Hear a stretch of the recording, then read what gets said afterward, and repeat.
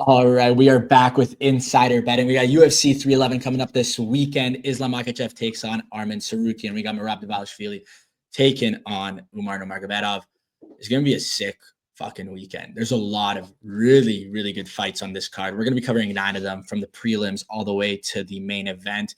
Early prelims, we don't care about. You don't care about. We're not going to cover them. But first things first, Jesse, how's it going, brother? Doing great. There's only one fight in the early prelims I would consider just because Eileen Perez, if she wins, there's going to be like viral twerking videos. So that's really it. Otherwise, I You're right. Yeah. Eileen Perez is a dog. She's a fellow Argentinian. It's actually kind of disrespectful. I feel like she's always an early prelim and she's been ranked for a while. Maybe the UFC is trying to take the twerking off of airtime, but I don't know. Maybe they're not interested in putting that on a pay-per-view. Or maybe they want it to be in the free stuff so everybody can see it, you know? Tune in early. Yeah, tune in early. Yeah. Right. Tune in early if you want to see some booty. That's what the UFC is saying. Yeah. Shout out to Goat Shed, by the way, and coach, the president of Karate Combat, Asim Zaidi. He's her coach. Hell yeah. Hell yeah. I know we have a good relationship with him. Yeah. But anyway, let's get into the first fight of the night. Or sorry, not the first fight of the night. The first fight of the prelims. We got Grant Dawson taking on Diego Ferreira. I think this is going to be an interesting fight. Grant Dawson is coming off of 2 wins back-to-back. He beat Rafa Garcia and he beat Joe Solecki. What was it? Last fight, he had the comment where he said you can bounce a nickel off his wife's ass. Yep. So a lot of booty talk early on in this insider betting episode. But with that being said, I think Grant Dawson, I think he can be a little reckless on his feet. But overall, it should be an easy win for him. I think he's just going to he's a great wrestler. He's a great grappler. I think you can just count on him to just shoot the takedowns over and over again. He doesn't really mind being boring. And with Diego Ferreira being 39, although I don't think he'll necessarily gas, I just don't think what he can do will be enough to kind of hold up Grant's pressure and overall just be too much. It's probably going to be a boring decision win because Grant is very much okay with that. But yeah, that's kind of what I'm seeing here. What about you, brother?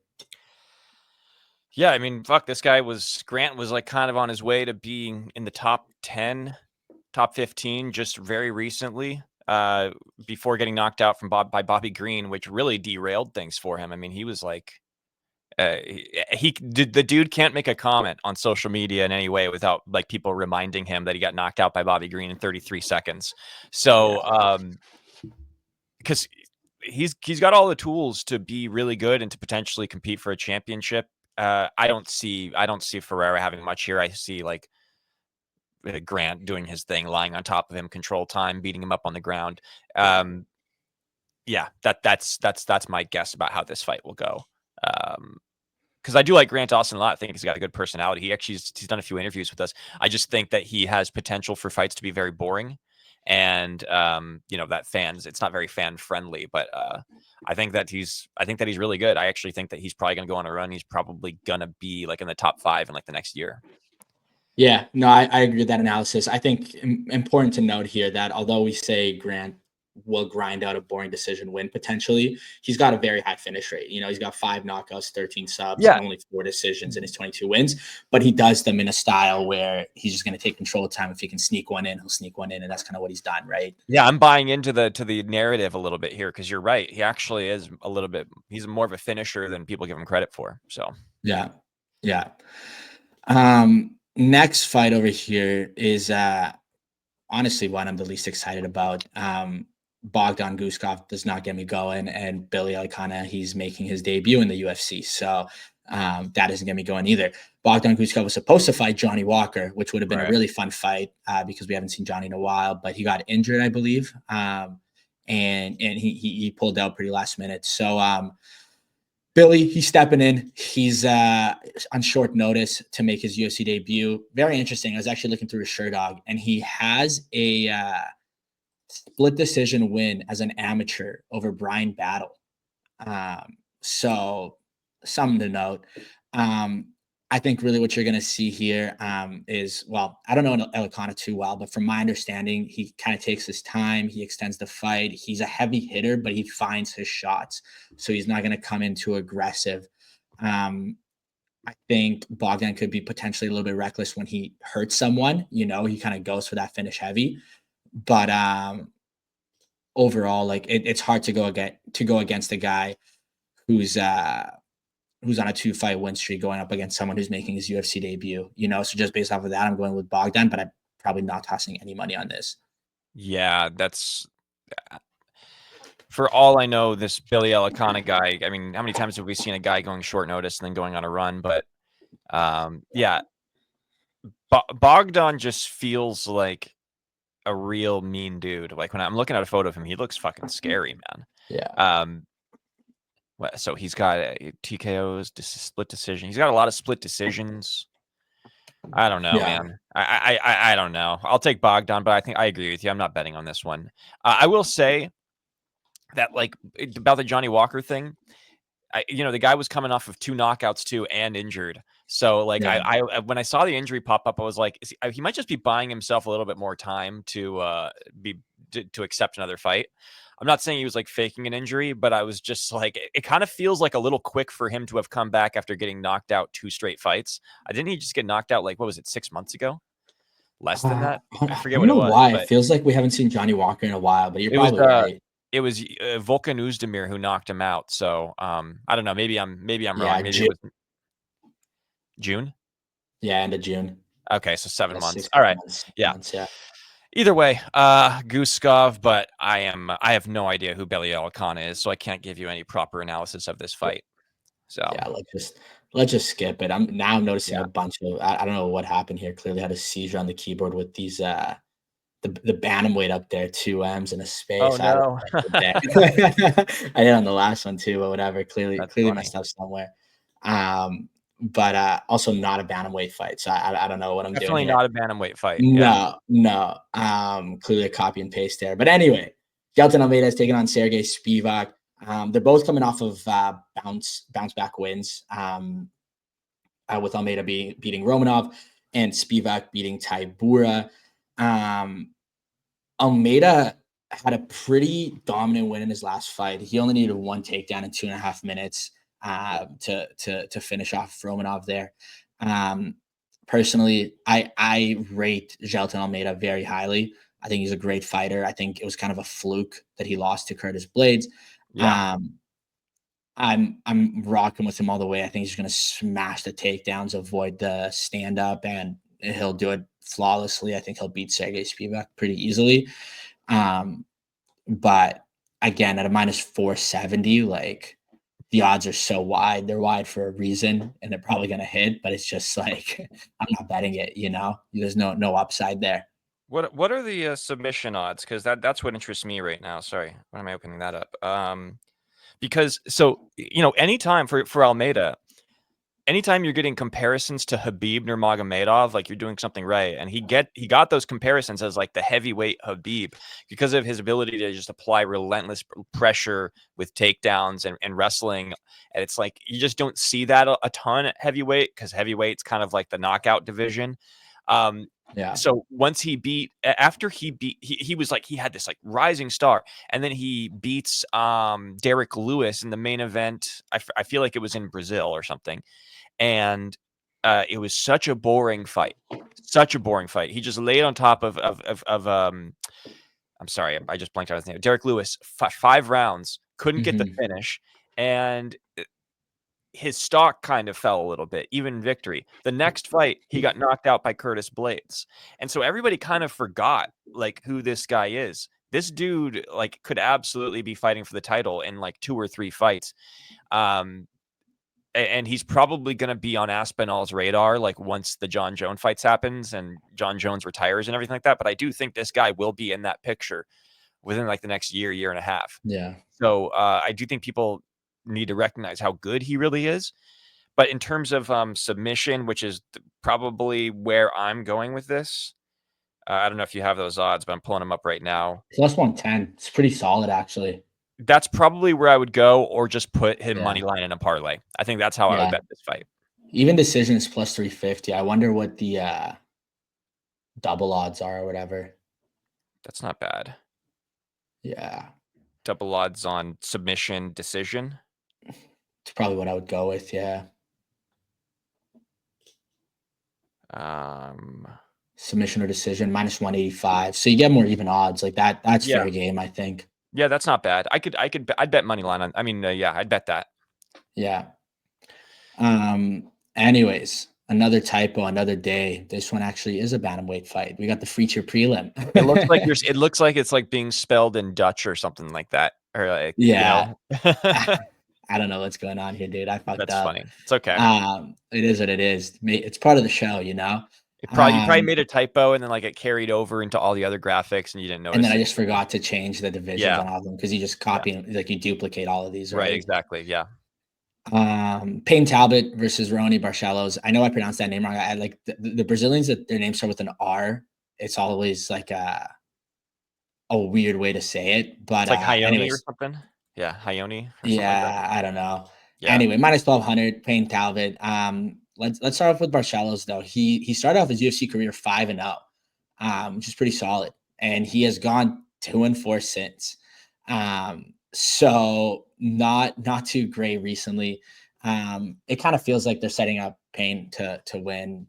Barcelos is 37 years old. Payton Talbott is the up and coming prospect, future UFC star based on everything we're seeing. 9-0, 7 KOs, 1 submission, 1 decision. Incredible on his feet, very solid on the ground as well.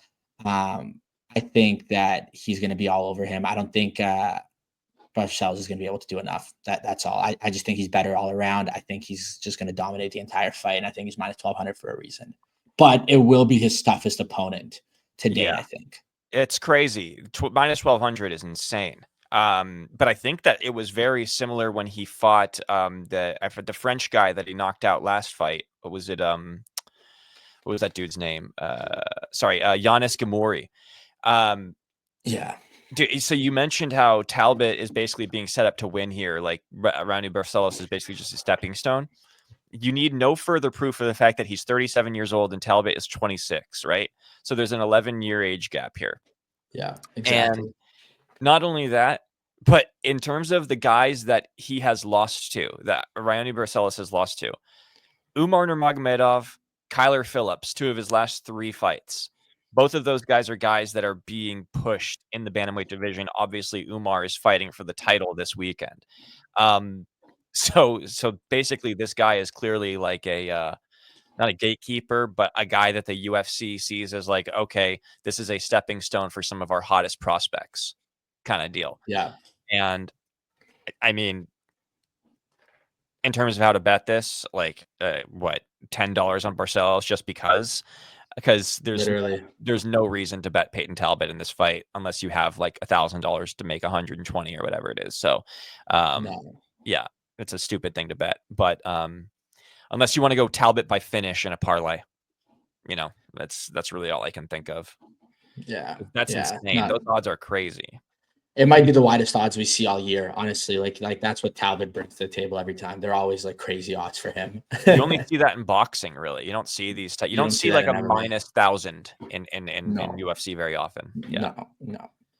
So I mean, just for the record, if we're interested in terms of like finish or whatever, by KO or TKO -185. So if you think that he can get like a ground and pound finish or a TKO, it's like that's where your value is. Yeah. Because otherwise, +600 submission, +250 decision. So, yeah. At the same time, you can go over under for rounds as well. You know, if you think the fight's going to drag out, right? 1.5, it's right down the middle, right? His last fight, he knocked out Gamori in like what was it, 30 seconds or something? Yeah, so was quick. Opening up the main card, we have Kevin Holland taking on Reinier de Ridder, and I think hopefully I'm not jinxing myself. The divisions on these graphics are going to be fixed. Looks good. Looks good right now. Right now, it looks good. Yeah. We actually covered de Ridder not that long ago. He just made up his UFC debut against Gerald Meerschaert. He's a former double champ, or I don't know if I think he was a double champ, but he was a 2-division champ for sure at one. And he lost both those bouts, moved on to the UFC, made his debut at 34 years old, which is whatever. It was a weird fight against Meerschaert. It was on the ground a lot, but I don't know. Like I'm not heavy on de Ridder. Kevin Holland, is technically coming off of a TKO loss, snapping his. I think he was on a win streak. I don't know if it was just a 1 fight or 2 fight. But he lost with a broken rib, and I think his corner just kind of threw in the towel there for him. A lot of people said he was quitting, but a broken rib is like pretty fucking serious, I find. Yeah. And it's super painful. I think Kevin Holland's fought with like a broken hand before, and like he fought through that, but a rib is definitely something different. I think if this fight stays on the feet, I got Holland on all day. I do think it will end up on the ground for at least a little bit, which makes it a little bit iffy here. But at the end of the day, I think Holland is going to pull out the win, but it's going to be like way too close for my liking. And the odds reflect that heavily. Yeah. I agree about De Ridder. I'm not super high on him at all. Yeah. I think his best days are kind of like behind him a little bit. There's a little bit of like Michael Venom Page parallels between guys switching promotions, guys that had success in another promotion, switching to the UFC. He could obviously go on a run. He could beat Kevin Holland, no question in my mind. But like Kevin Holland has fought some of the best competition in the world. And I think that Holland is absolutely like live to win this fight. The only issue is I don't know how much of a size advantage De Ridder has at middleweight, because Holland has made welterweight for the majority of his career. I know he's bounced back and forth between divisions, but Kevin Holland, I think, is on a mission to fight every person on the UFC roster, because this is an incredible array of opponents that he's had. Just listen to this for a second. I'm going through his Sherdog, and it's blowing my mind. He's fought Jeff Neal. He's fought Jeff Neal, Thiago Santos, Gerald Mearshart, Brendan Allen, Anthony Hernandez, Joaquin Buckley. He's fought Derek Brunson, Marvin Vittori, Tim Means, Hamzat Shemaev, Stephen Thompson, Santiago Ponzinibbio, Michael Chiesa, Jack Della Maddalena, Michael Venom Page, Michael Oleksiejczuk, and Roman Dolidze. That is an incredible array of fighters that this dude has fought. That is incredible. I just, that blew my mind right now. So like in terms of opponents, like De Ridder has nothing that Holland hasn't seen before. So I'm putting my money on Holland here. I actually feel pretty good about it. Yeah, no, I like Holland as well. I think he's going to come up with something to prove, because of the way the last fight went, where he again, people said he quit, but he doesn't feel he did, Right. So I think he's going to go prove the haters wrong here. I like that. I feel that. But next fight, actually one of the ones I'm most excited for. I love Renato Moicano. Yeah. I think he's fight. great. Yeah, I like the fight in general. I like Moicano a lot. I think he's one of the best personalities the UFC has had in a really long time. And he kind of made it out of nothing, like usually the guys with an accent that aren't from the US, or at least English isn't their native language, struggle a little bit more, but he's done everything right. Dariush is coming off of 2 losses, one by TKO and the other one by KO. So it isn't really great for a guy his age. And I want to clarify, his age is 35. It's older for a UFC fighter. Well, not older, but 35 is kind of that tipping point. Moicano, it feels like he's like just coming up, but he's also 35, Yeah, but still coming off. He's actually older than Beneil Dariush by like 2 months, by the way.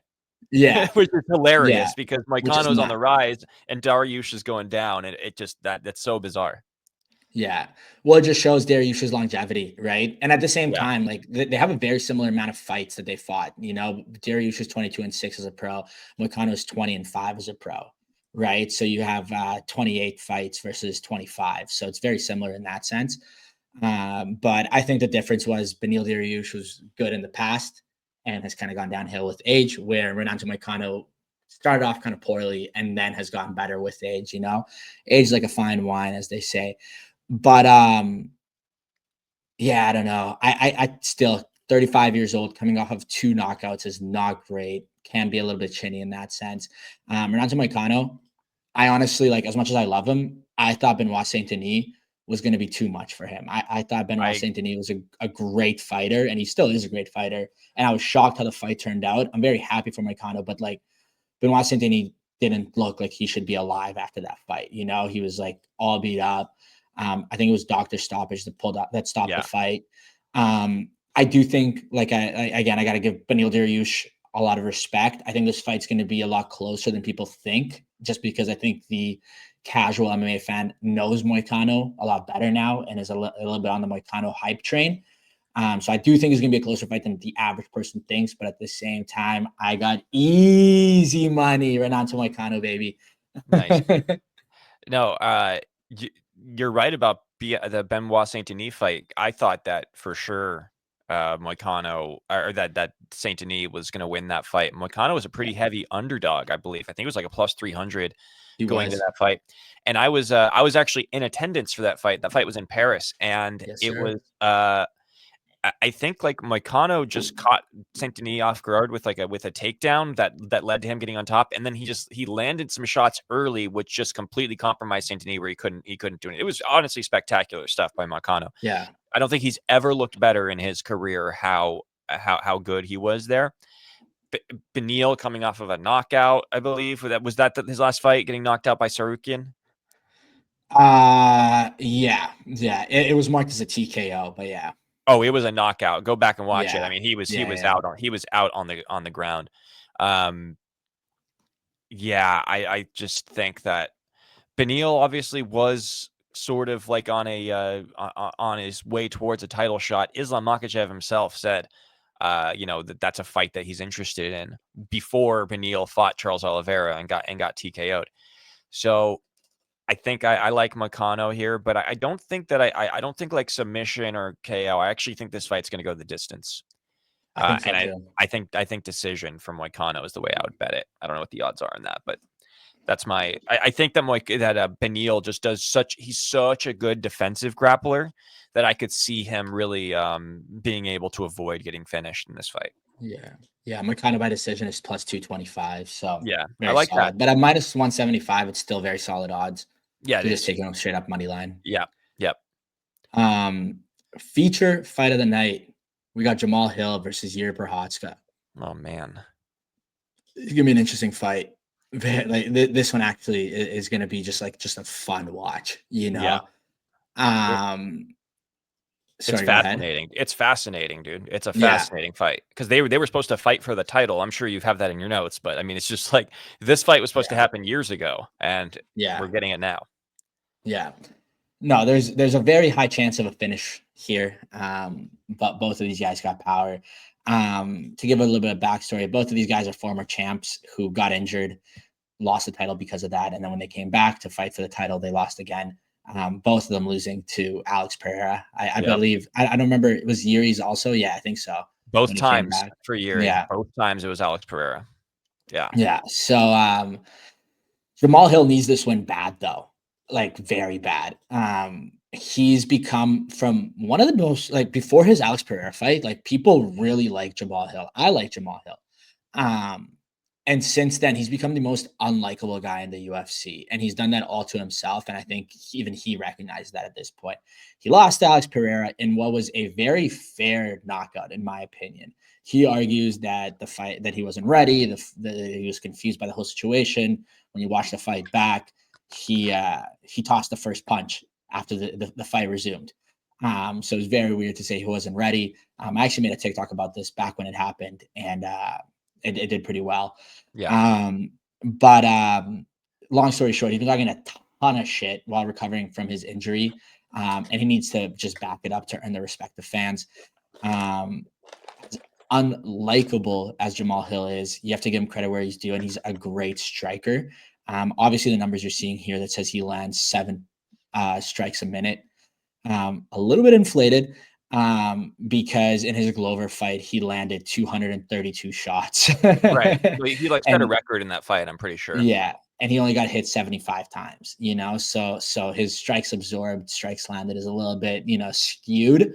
Don't give him all of that. This is what I'm seeing. Jiri got knocked out in his last fight, which the average person would say he could be a little chinny coming into this fight. But his last loss before this one was also to Alex Pereira and was also by knockout. Mind you, it wasn't as bad of a knockout necessarily. And he looked a little bit more it looked like a more even matchup in their first fight. I think he was winning that fight, Adam. Like I I do. agree. Yeah, Yeah. up until that moment. Yeah. Yeah. But he still got knocked out. Yep. And then he went and fought Alexander Rakic. And there was a moment where he was getting pieced the fuck up. Yeah. And he was not chinny. He proved that. Like, he can come up with a knockout and he's like, his chin is just as strong. And he turned that fight around and then he got the win there. Right. So I don't think him coming off a knockout makes him that he's going to be chinny and that he's going to get knocked out. I do think the fight can go either way. Like literally any scenario you tell me, like this fight goes a distance, I'm like, maybe I can see that. Fight ends in the first 30 seconds. Maybe I can see that, either guy wins by knockout. I can see that, but I'm still going with Jiri.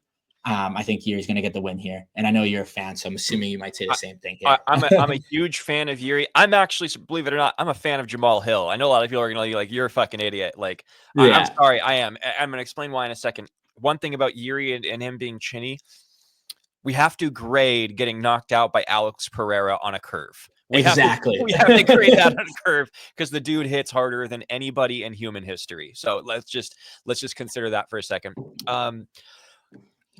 For Jamahal Hill, like the way he got to a title shot is important to remember because the only reason why he got the title shot to begin with was because of the Magomed Ankalaev versus Jan Blachowicz fight ending in a draw that was so boring that pissed Dana White and the UFC off so badly that they literally made the fight with Jamahal Hill and Glover Teixeira like right afterwards in the press conference, which they never do.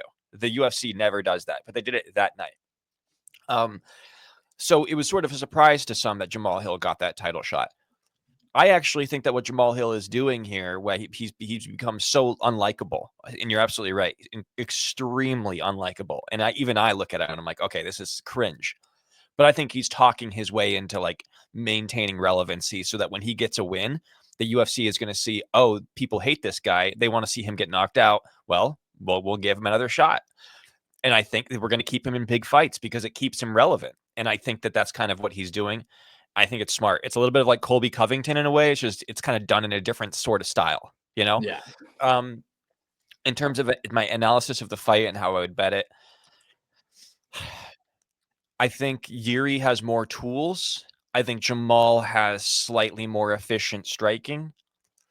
And I worry about Jiri's defense, about going up against a guy with efficient striking, because Jiri has this tendency to sort of just like put his head out there. There's a great video. I forget who made it. I apologize, but there's a great video. It's viral of a guy who's like talking about how Jiri uses his head as defense to block punches. It's this really funny video of Jiri using his head to like block punches. It's hilarious. And it's kind of true because he's very, very, very hittable. But that being said, I feel like Jiri's going to be working on some things. He's making some changes in his game because he clearly knew that he had to get better, that he has to work on his defense a little bit. And I don't think that this fight is going to be like as surefire of like a knockout fight as you might think, especially two guys coming off of getting knocked out. You might actually see some like timidity in the first round between these guys. They might take a little bit of time for it to get going because they're both a little, there's going to be some nerves for both men in this fight.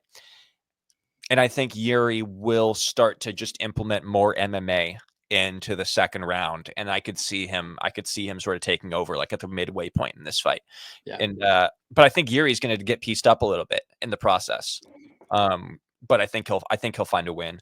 And I'm curious if submission is on the table here because I just don't see Jamahal Hill having much of a submission threat. We know Jiri does, so I could see submission being like a fun little sprinkle on this fight. Yeah. Obviously, Jiri's a knockout guy, but like that's what I'm saying though. Like I can see this fight going either way. Like you mentioned, like that both of them being timid and like holding off the first round and then getting into it. I could see that happen. It's a very interesting fight because we just don't know what both of these guys are going to do, and we're just going to have to wait and find out, I guess. Vegas does not agree with me. It's a plus 1,800 by submission. So, I mean, it's probably unlikely. The sprinkle, if you ask me. That's what I'm saying. He won the title by submission in a fight that he was like losing. He had to pull it out. So it's like, I could see it happening because I don't think Jamahal Hill is like a great, like, he's not known for his grappling. So, yeah. No, I agree with you. Yeah. Co-main event, Merab Dvalishvili versus Umar Nurmagomedov. Um, I think people are going to automatically assume this is going to be a boring fight. I somewhat agree. But at the same time, I think this could be a super exciting fight. I know Merab can get hate, he shoots the takedown over and over again. It's a little boring. People don't like to see it. He's not doing much, whatever. But you got to give him his flowers. His last 4 wins are all against former UFC champions. He's got Sean O'Malley, Henry Cejudo, Piotr Yan, and Jose Aldo. Um, all like extremely respectable opponents. Umar, on the other hand, he's really only been Corey Sandhagen in terms of like really notable opponents. Funny enough, he beat Raoni by Barcelos, who we covered on earlier in this episode as well. But what Umar showed in his last fight is his resiliency and his ability to adapt. I know he's in Nurmagomedov. Everybody's going to think he's heavy wrestler, heavy grappler. And although he's great at that, and he's shown he's great at that, he's a striker. And that's what he is. I saw this. I think maybe it wasn't embedded, but I saw a clip where it was like he didn't start wrestling till like way later on, and it was basically like, Umar, you're a great striker. You got to learn to wrestle to get good. And then he like learned, grinded it out, and now he's fighting for a UFC championship. But versus Corey, it didn't really work on the ground. Corey was stuffing a lot of the takedowns, and then Umar had to switch it up a bit to actually what he's better at, but kind of wasn't, I guess, the game plan going into the fight. I was fortunate enough to see Merab Dvalishvili at the Sphere at UFC 306. And I just saw how fucking relentless he is every single time. Because I had money on Sean that night just because I wanted Sugar to win. Yeah. And it was just like, no, not another takedown, not another takedown. He's shooting for another one. And it was just like one after the other after the other. And he's the champ for a reason. But long story short, I think what Merab hasn't necessarily faced is somebody as well-rounded as Umar. I know he's faced a lot of really, really, really good opponents. As I said, all former champs. But besides, I guess Piotr Yan is the most similar to Umar in that sense. Right. But Umar does feel like the step up, or at least we just haven't seen him lose like Piotr has, So I got Umar over here. He's minus 298, which is pretty wild because I think Merab again is like a very good opponent. Yeah. But I got Umar winning the title. These are incredible odds for a guy like Merab, who's been essentially the number one contender to be now champion for like the past 3 years. The only reason why he wasn't a champion sooner is because he was friends with Aljamain Sterling. So this guy has been a bulldozer of everybody in this division. He's essentially beaten all the top guys. But I think that you're right about it being this is a very bad matchup for Merab in a variety of ways, but especially because I don't think you can just spam Umar with takedowns here, because I think he's going to be able to defend those takedowns, and then he's going to be able to take you down himself if he needs to. He has that in his arsenal. And, O'Malley didn't have that. Like Jose Aldo didn't really have that against Merab. But I do think that like Aldo, the way Merab beat Aldo is the way that Merab would have to beat Umar, which is like not necessarily taking him down, but like holding him up against the fence and like controlling those exchanges. Because I think he's going to have some trouble getting him to the ground and getting control time in this fight, because Umar is just, there is nobody more well-trained in this division than a guy like Umar Nurmagomedov. I mean, he's built for this. He's been trained for this since he was like 9 years old. This is what this family does. I'm tempted to bet on Merab just because the odds are so good. I mean, I feel like it's a little disrespectful to Merab, but I also think that Vegas recognizes how that Umar is he might just be a step above. And I think what's going to kind of play into effect is the fact that Merab's going to have trouble getting him down. And like you mentioned, Umar striking, that's when it's going to really show itself, because there's a clear advantage in striking here, and it all leans towards Umar Nurmagomedov. So if Merab has trouble getting him down, I think Umar is going to kind of going to show why he's the best bantamweight in the world. And I'm taking Umar as well. Yeah. Yeah. Yeah. No, I agree with everything you said there. But I do want to bet on Merab just because the odds feel so good. You know, it's yeah, you can't count Merab out. Like, yeah, exactly. plus 240, like it's worth a sprinkle for sure. Yeah. Main event, also shocked at these odds. You got Arman Tsarukyan versus Islam Makhachev. I guess I should have said that the other way around to give Islam his credit as the champion, but it is what it is. Dana treated us very well for the first pay-per-view of 2025. I think we can say that pretty confidently. And I think this main event specifically, in terms of technical, well-rounded MMA fighters, this is probably the best matchup the UFC can make, period, across all divisions. You know, like well-rounded. These guys are good on their feet. These guys are good on the ground. They can do everything, you know? So it really is a very interesting fight.